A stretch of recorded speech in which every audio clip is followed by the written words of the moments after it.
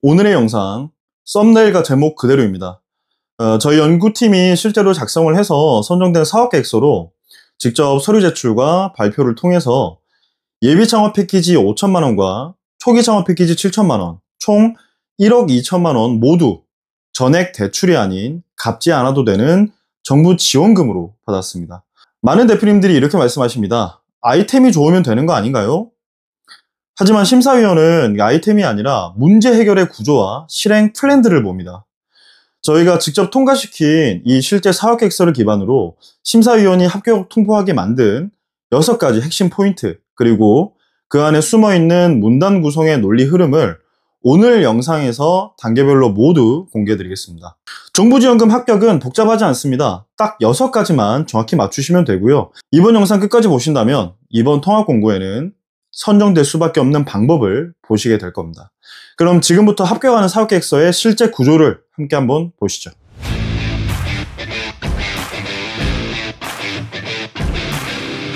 안녕하세요. 정부지원금의 가능성을 설계하는 캐파빌더입니다. 정부지원금은 합격 구조를 이해한 사업계획서가 선정이 되는데요. 같은 아이템이라도 누군가는 탈락을 하고 누군가는 선정될 수밖에 없는 그 이유, 그 차이를 만든 건 기술이 아니라 논리의 순서, 즉 문제를 풀어내는 구조였습니다. 구조의 첫 번째는 사업계획서에서 아마 자주 보셨을 건데요. PSST 중에서 P, 바로 문제인식입니다. 좋은 아이템이 아니라 좋은 문제 정의가 합격의 시작점입니다.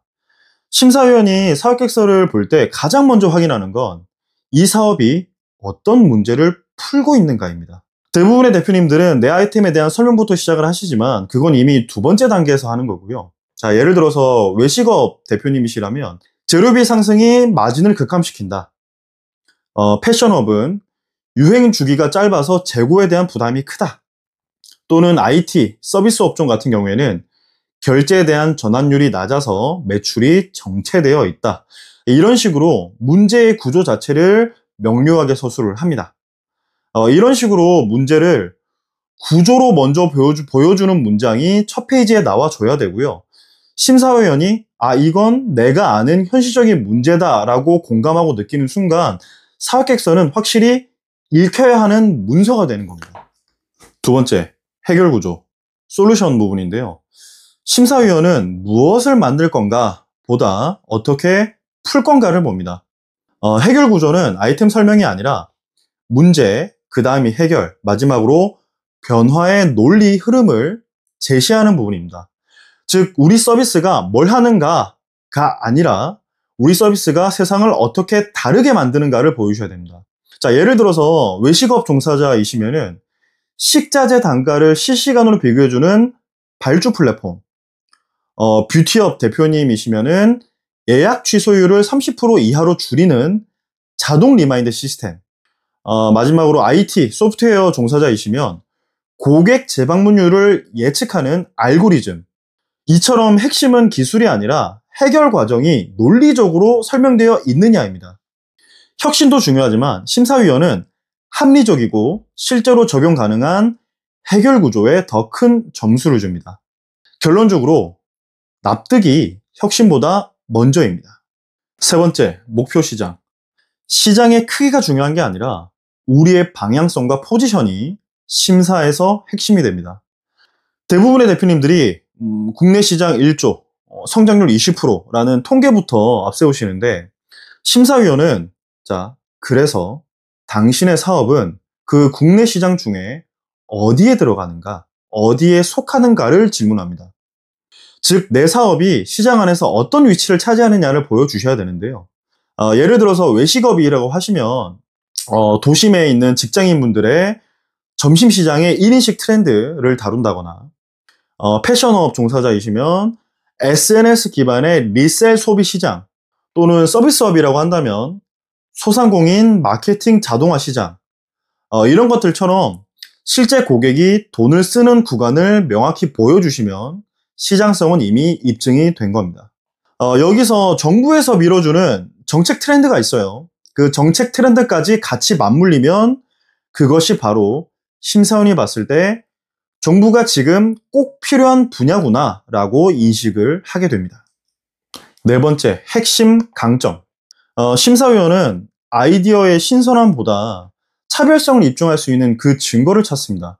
같은 시장, 같은 문제를 다루더라도 더 실행력이 있고 근거가 명확한가에 대해서 이제 승부를 가리게 되는데요. 그래서 심사위원은 이 경쟁사 비교표보다 우리가 직접 해낸 증거를 더 신뢰하게 되어 있습니다.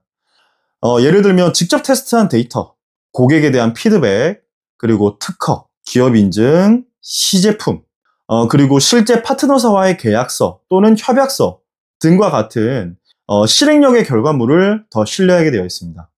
만약 대표님께서 초기 단계라서 이러한 증거가 좀 부족하더라도 문제를 실제 현장에서 검증하는 중이다라는 그 문장 하나만으로도 충분히 근거 확보가 됩니다. 그래서 핵심은 이론이 아니라 증거입니다. 그래서 심사위원은 의견보다 데이터를 더 많이 기억을 합니다. 그리고 5번째, 기대 효과. 기대 효과는 추상적 비전이 아니라 구체적인 수치입니다. 매출 10억 목표라는 이런 단순한 표현은 심사위원에게는 아무런 감흥이 없습니다. 하지만 원가 15% 절감, 납기 20% 단축, 만족도 30% 상승, 이런 구체적 변화는 눈에 바로바로 들어오게 되어 있어요. 그래서 즉 얼마를 번다 보다는 얼마를 절약하거나 얼마를 더 생산할 수 있냐가 핵심입니다. 정부는 이 효율 개선 효과를 통해서 지원금의 타당성을 평가하게 되는데요. 그러다 보니 사업계획서의 기대 효과라는 건 결국 경제적 근거로 작성을 해주셔야 됩니다. 6번째는 실제 사례입니다. 이번에는 저희가 컨설팅을 통해서 실제로 선정시켰던 그 기업 고객의 사례를 예시로 간단히 좀 말씀을 드릴 건데요. 이 사례들은 업종은 다르지만 모두 같은 구조로 되어 있어요. 문제, 그 다음이 해결, 그 다음이 시장, 그 다음이 강점, 그 다음 효과, 마지막 증거의 형태로 작성이 되었는데요. 사례 첫 번째 기업입니다. 기계설비 제조업이었고요. 매출 6억 원 정도 하는 기업이었는데 처음에 대표님도 우리 기술은 평범하다라고 먼저 말씀을 하셨어요. 하지만 저희가 이제 컨설팅을 도와드리면서 2050 탄소 중립 실현을 위한 고효율 냉매 기술이라는 거를 통해서 문제를 재정의했습니다. 그러니까 쉽게 얘기하면 친환경과 고효율이라는 키워드를 중심으로 사업계획서를 다시 재정의를 한 거죠. 그 결과 단순한 열교환기였던 아이템이 환경 이슈 대응형 설비 기술로 이제 재분류가 됐고요. 이거를 통해서 정부 지원금을 약 6억 원 정도 받으셨습니다. 추가로 정책 자금에 대해서 대출 형태의 정책 자금은 3억 원을 또 추가로 다 받으셔서요. 합산 정부 지원금과 정책 자금 합산해서 9억 원의 자금을 확보하셨습니다. 자, 두 번째 기업의 사례는 우리가 흔히 알고 있는 필라테스 학원의 대표님이셨어요. 매출은 동일하게 약 6억 정도의 매출을 하시던 대표님이셨는데 가장 처음 저와 연구진과 대표님이 나눴던 얘기는 대표님께서는 AI 기술이 본인과는 거리가 멀다라고 느끼셨대요.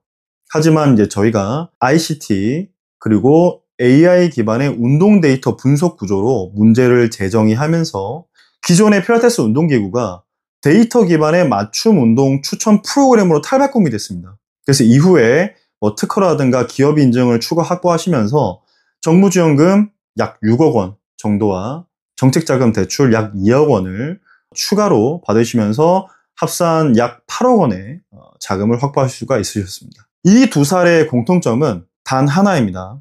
아이템을 바꾸지 않아도 문제를 새로 정의하면 결과가 바뀐다. 심사위원은 기술이 아니라 논리적 구조를 봅니다.